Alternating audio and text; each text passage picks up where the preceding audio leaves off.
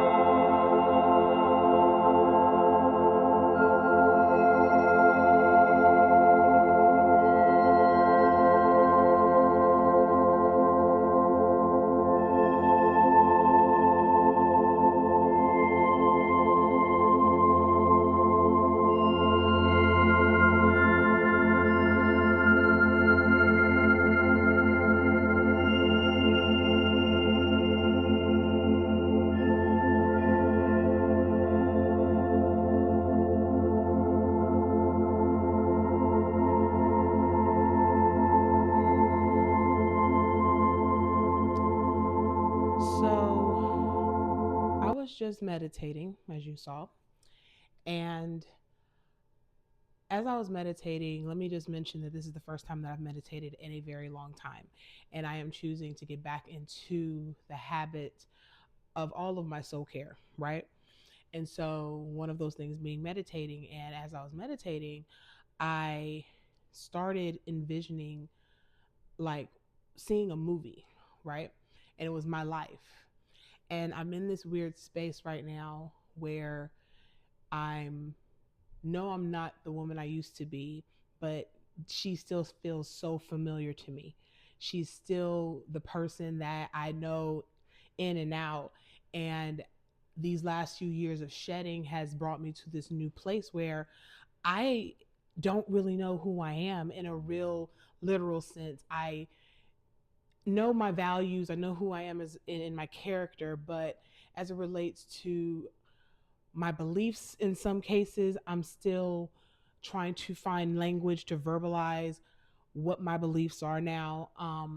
As I approach my 40s, there's a lot of changes that I'm making in my life as I'm turning over a new leaf, entering a new chapter. From healing and grieving and deconstructing and all of these things, I've reached this place where I almost feel like my life feels foreign to me. My life feels unfamiliar to me. And it has created a lot of fear. And I've recognized that instead of being able to see life as an adventure and go into it with, this joy and this, lack of hesitation, for me it's the complete opposite. It's been very much apprehensive. It's like, whoa there, I don't know, what this is or where I'm stepping or what I'm stepping into or what this is going to guide me into. Because when you talk about all the various systems and all the various beliefs that have just shed over the last few years, it's left me in a place of, now what does this mean for who I am now? If my life was predicated on these beliefs or that way of doing things, and now the way I view things, my perspective has changed and all of that, it really can make life feel a little scary. And thankfully, I've gotten past a good bulk of the grieving process that I have been going through for the last few years, grieving the loss of my best friend, grieving the loss of relationships that I have gone away one way or another from the last few years, and all the various changes that have happened in my life. I finally reached a place where I felt like, okay, I can breathe a little bit. Like, things have chilled out a little bit. I don't feel as stressed and as, you know, wow. And so again, now I'm in this space where now I'm asking what's next, because my life is not going to look or doesn't look like it did 3, 5, 7 years ago. And I know that what's coming, the things I'm working towards, the things that I'm choosing as it relates to, how I choose to present in the world, the way that I choose to use language, the way I choose to interact with people, the belief system that I'm choosing, all of those things will present a different Sharon to the world. And it's happening slowly but surely, but jumping in head first feels very scary. And it's because it's so unfamiliar, because there's so many things about me now and the way that I think and see things and perceive things and process things that feel very unfamiliar, because it's so different from the woman I was raised to be, the woman that I had been for so many years, the person that so many people knew me as. And many of those people have fallen to the wayside, as I said. So there isn't a reintroduction that has to be had. But along the same lines, it's also like, I don't really know how to maneuver, because I'm very much an infant in a lot of these things. I'm very much in the explorative phase. But as I said before, if you're not a person who looks at life very much as an adventure, exploring is not always an exciting thing, or you don't always look at it as something that's good. And that's been me. And I realized that it's created this fear that has almost then become paralyzing. So it's almost like you shift from grief to a place of peace because you're not in this up and down roller coaster of grief and depression and all that as badly. I'm not going to say it still doesn't hit me in waves, but it's not as bad. Then you shift into, well, damn, I'm now fearful because I don't know where I'm going. And when I tell you that just now I was meditating and I, like I said, started seeing me in a future version of me, manifesting this life that I'm working towards, that I see myself having because of all these shifts that are happening in my life. And it started playing like a movie. I was just seeing it. I wasn't thinking it. I wasn't trying to create it. I wasn't trying to curate it. I was just watching it. Like I'm sitting here. My TV is right behind you guys. Like literally as if I'm watching it on this TV. And then something that my old pastor said started ringing in my ears. He used to say, you have to see it before you see it if you're ever going to see it. That was Pastor Carl McClooney. I will always credit him for that. It is one of the main things that I took from my time at his church and in his ministry. And it kept ringing in my mind. And the whole idea of visualizing or having vision boards or, being able to see what you're choosing to manifest, whether it is through a vision board, something you actually can see, or journaling, whether it's a day in the life of, or whatever. It's very important to be able to connect with what you're choosing to manifest or what you're dreaming. Because for me, I didn't realize that the disconnect between me and my dreams was the fear, because it feels very different. It feels very unfamiliar. And so I started to see myself in the lanes and in the businesses and living the lifestyle in my day to day. And I'm watching this. I'm not clocking in at a 9 to 5. I have my own schedule. I'm building my, excuse me, my businesses. I'm expressing myself through my artistry. I'm mentoring. I'm serving. All of these things. I'm watching it, and I'm watching it literally as if it is a day in the life of, almost as if it was a vlog, right, or a reality show. And it just really empowered me. It really almost connected me more to the thing that I'm choosing to manifest, and where I literally feel it almost on a cellular level in a way that almost feels like the push I needed to move closer to those things that I'm choosing. And one last quick thing that I just remembered that is really tying this all together. Um, One thing you'll see in this content as it relates to me is that I find inspiration from anything and everywhere. I no longer believe that inspiration, motivation, divine guidance, or whatever has to come from one specific person or book or belief system. I believe that messages are everywhere. And I am a Disney kid, I'm a Disney freak. And so I often get inspiration through watching Disney movies. Like I'll get a message, I'll be like, "Ooh, that's a word." And this past weekend, the songs, the main two songs that Indina Menzel sings in both of the Frozen movies were resonating so deeply for me, and they have in the past for the same reason that they did now, but it just kind of came back, right? So in the first movie, she sings "Let It Go," and I was singing that this week, and it was really resonating because it was really speaking to this place in my life that I have to choose to let go of that old version of me. I have to choose to let go of the expectations that were placed on her. I have to choose to release the shame that she felt, or the disconnects that she felt between who she is and who she was curated to be.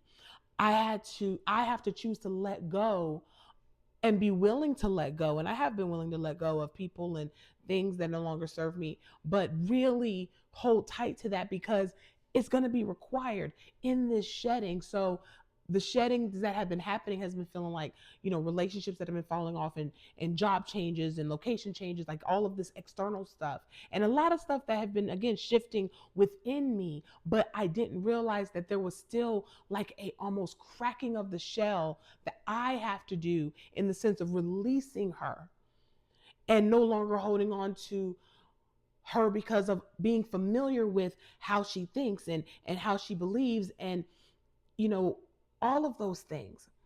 And then the other song from the second Frozen movie was Into the Unknown.